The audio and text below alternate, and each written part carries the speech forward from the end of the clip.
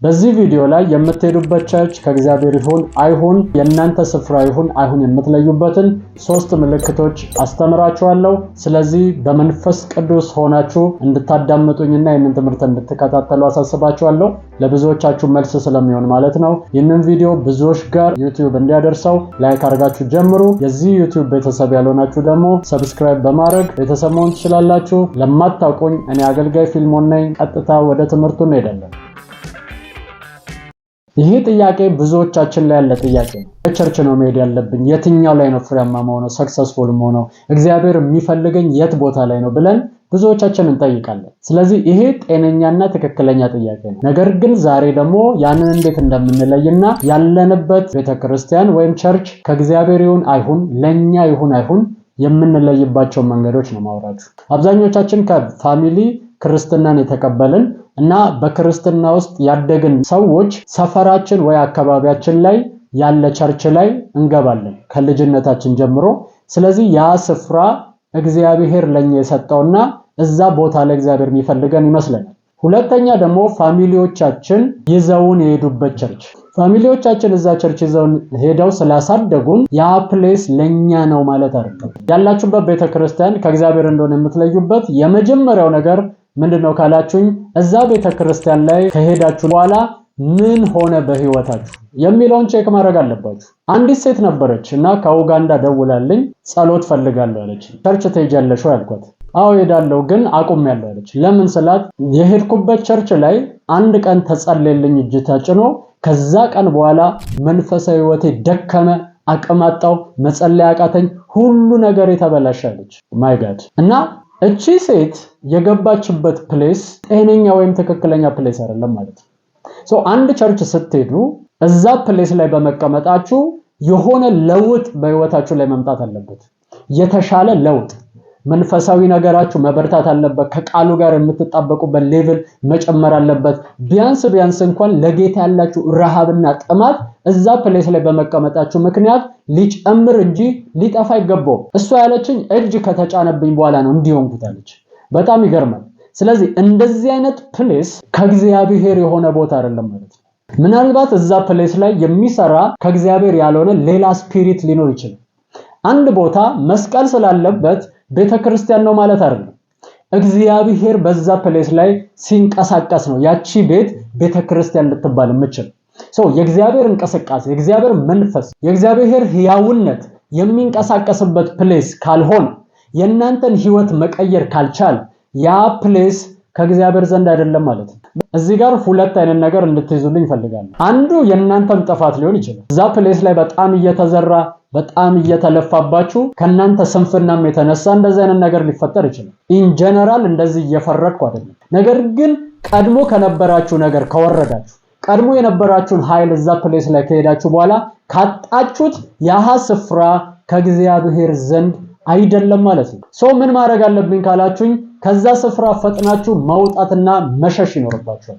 ከዛ በኋላ በእግዚአብሔር ፊት ፕሬይ ልታደርጉ ያስፈልጋችኋል። ለምን ሲባል ኢየሱስ ብሎ ስለጠራ አንድ ፐርሰን ከእግዚአብሔር ዘንድ ነው ብላችሁ መደምደማችሁ። መጽሐፍ ቅዱስ ላይ ሄዳችሁ ካያችሁ ሐዋርያት በተሰበሰቡበት ስፍራ ላይ አዲስ ነፍሳቶች ይጨመሩ ነበር።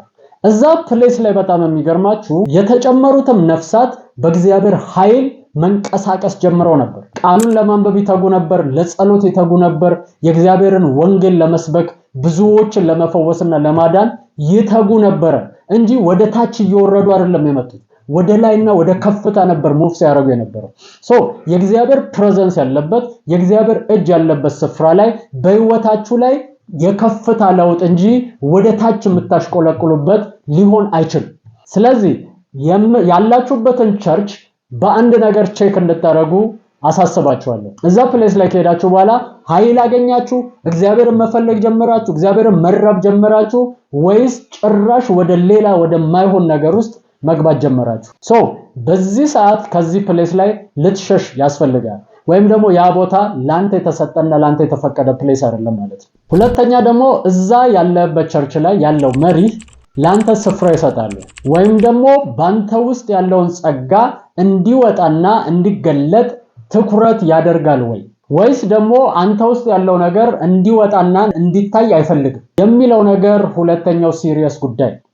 አንድ ፐርሰን ውስጥ ያለው ነገር እንዲወጣ ከፈለገ ላንተ ፎከስ አድርጎ የሚያስፈልግን ነገር መመገብ አለበት ማለት ነው። ይህንን ለምን አልክ ካላችሁኝ ይህንን መጽሐፍ ቅዱስ ቃል አንድ ላይ እናነባለን። ትንቢተ ሕዝቅኤል ምዕራፍ 2 እንደዚህ ይላል፣ የሰው ልጅ ሆይ ትንቢት ተናገር፣ በእስራኤል እረኞች ላይ ትንቢት ተናገር፣ እረኞችንም እንዲህ በላቸው፣ ጌታ እግዚአብሔር እንዲህ ይላል፣ ራሳቸውን ለሚያሰማሩ ለእስራኤል እረኞች ወየውላቸው። እረኞች በጎችን ያሰማሩ ዘንድ አይገባቸውምን? ጮማውን ትበላላችሁ፣ ጸጉሩንም ትለብሳላችሁ፣ የወፈሩትንም ታርዳላችሁ፣ በጎቹን ግን አታሰማሩ። የደከመውን አላጸናችሁትም፣ የታመመውንም አላከማችሁትም፣ የተሰበረውንም አልጠገናችሁትም፣ የባዘነውንም አልመለሳችሁትም፣ የጠፋውንም አልፈለጋችሁትም፣ በኃይልና በጭቆናም ገዛችኋቸው። አንተ ቸርች ላይ ወይም ደግሞ የምትካፈልበት ፕሌስ ላይ ኢንቲሜት ኮንክ ወይም ደግሞ በደንብ ተጠግተ እዛ ፕሌስ ላይ ገብተ እየሰራህና እያገለገልክ ከሆነ እረኛ አንተ ስደክም ፎሎ ያደርጋሉ። ያለህበትን ችግር ያያል ወይ? ያሰማራል ወይ? ይመግባል ወይ? ስደክም ይጠይቃል ወይ? ችግሩ ስገባ አንተን ከዛ ነገር ለማውጣት ቅርብ ነው ወይ የሚለው ነገር እጅግ በጣም ሲሪየስ ጉዳይ። ስጠፋ ስደክም ዞር ብሎ ማያይ፣ የት ገባ የት ወጣ ምንም የማይመለከተው ምንም ላንተ ፕሌስ ከሌለው ያሃ ፐርሰን ላንተ እረኛ አይደለም ማለት ነው። ለምን ስትሉኝ እረኛ በጎቹን ሲሪየስሊ ፎከስ አድርጎ ፎሎ የሚያደርግ ነው። ሊበሉ ሲሉ የሚያስመልጥ ነው። ሊጠፉ ሲሉ የሚያድን ነው።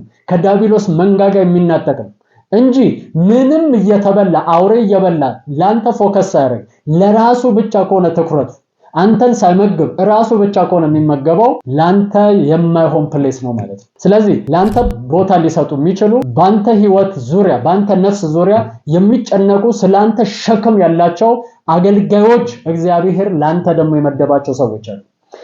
እነዛን ሰዎች በእግዚአብሔር ፊት ፕሬይ አድርገ የት እንደሆነ እንዲጠቁም እግዚአብሔር ልትጸልይ ነው የሚያስፈልግ እንጂ እዛ ፕሌስ ላይ የሁሉ ችግር እያየ ጸጋ ብቻ ስላለው ያ ፐርሰን ያንን ስፍራ ፎሎ ማድረግ አለብህ ማለት አይደለም። አንተን የሚያሳድግና ለተጠራበት ጥሪ ብቁ የሚያደርግ ስፍራ አይደለም ማለት ነው።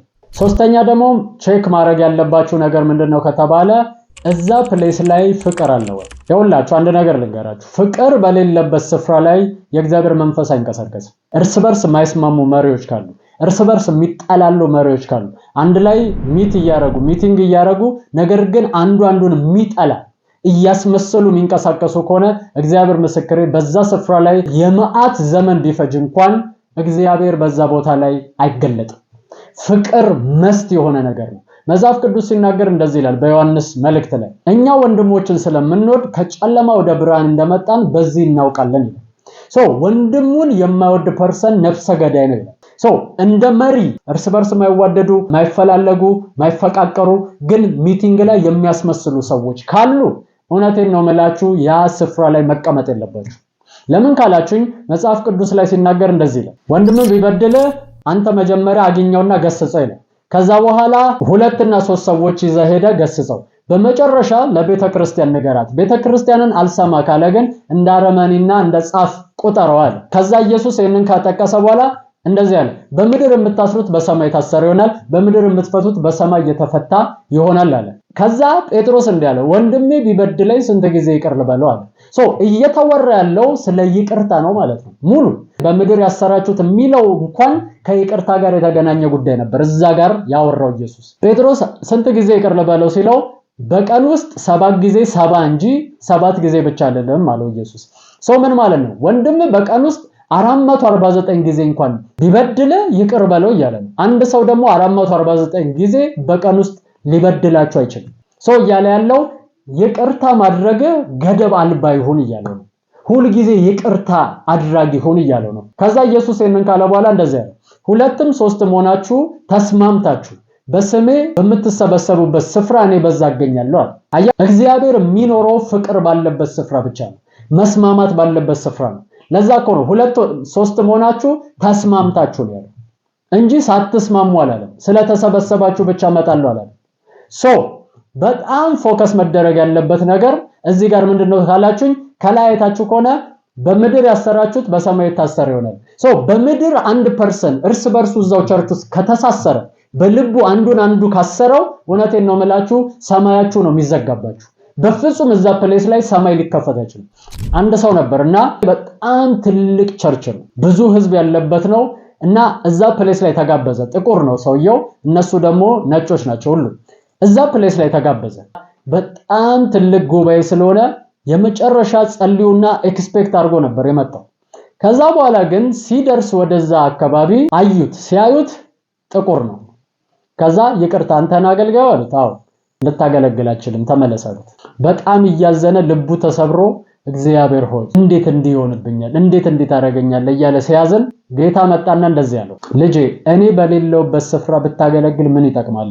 ያ ሁሉ ጉባኤ ያለበት ፕሌስ ላይ ጌታ የለውም ነው ያለው።